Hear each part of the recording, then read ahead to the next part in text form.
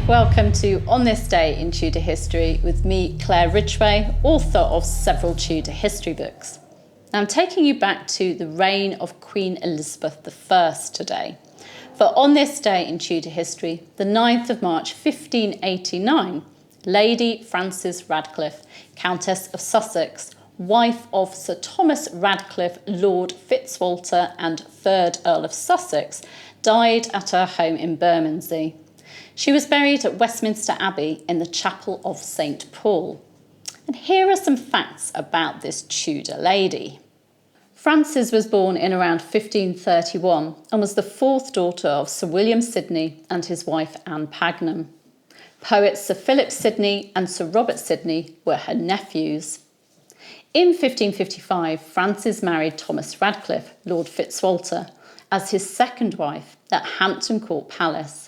Mary I's husband, Philip of Spain, participated in the celebratory jousts for the wedding. Frances's husband was made Earl of Sussex in 1557, and Frances resided in Ireland when her husband was Lord Deputy and Lord Lieutenant there between 1556 and 1564. She also accompanied him to Berwick after his appointment as President of the North in 1568, and she caught smallpox there, but fortunately survived. In 1571, Frances and Thomas played host to Queen Elizabeth I at their house in Bermondsey. In 1572, Thomas was made Lord Chamberlain of the household, and in 1574 he was rewarded with Newhall in Essex, along with a number of manors. It is not known exactly when Frances was appointed as one of Queen Elizabeth I's ladies of the bedchamber, but it was probably in the late 1570s. In the early 1580s, Frances had 3 works dedicated to her. Frances didn't have any children by Thomas, and he died in June 1583. Frances's biographer, Mary Prior, writes of how in his last months the Countess's enemies, who were unspecified, alienated his affections from her and turned the Queen against her, and that Frances ended up turning to royal favourite Sir Christopher Hatton to intercede with the Queen, asking him to deliver a letter to the Queen in which she expressed her loyalty to both the Queen and to her husband Thomas. Unfortunately, she was unable to recover her husband's affections, but she did inherit his wealth. Following Thomas's death, she was pursued by politician Arthur Hall, who had a reputation for trouble. Frances rebuffed him, and as revenge, he attacked her in his book. He ended up being imprisoned for impugning the authority of Parliament and defaming some of its members. Frances made her will in December 1588 and died on this day in 1589. She is known for being the benefactor of Sidney Sussex College at Cambridge and left £5,000 plus plate and other possessions for a good and godly monument for the maintenance of good learning, Lady Sidney Sussex College. Frances also left bequests for her Sidney family, poor Puritan preachers in London, and for a lectureship at Westminster Abbey. Frances's monument, which is 24 feet high and made from alabaster, can be found in the Chapel of St. Paul in Westminster Abbey.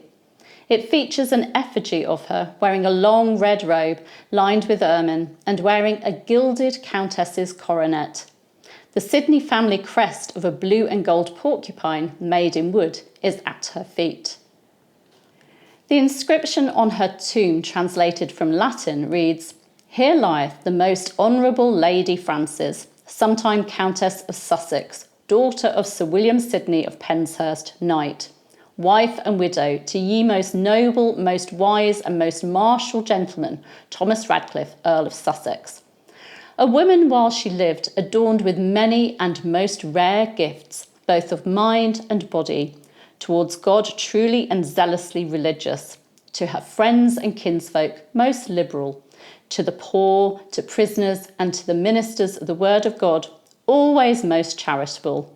By her last will and testament, she instituted a divinity lecture to be read in this collegiate church, and by the same her testament gave also £5,000 towards the building of a new college in the University of Cambridge, with sufficient yearly revenue for the continual maintenance of 1 master, 10 fellows and 20 scholars, either in ye same college or else in another house in ye said university already builded, commonly called Clare Hall.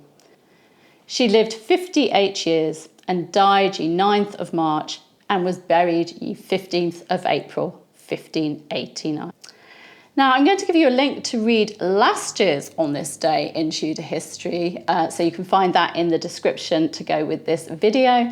And you can subscribe by clicking just round about there, and actually Madge is just the other side of it. So, yeah, Madge is telling you to subscribe. And you can, of course, give me a like and leave a comment and hit the bell to be notified as these videos go live. Thank you for joining me. I'll see you soon. Bye-bye.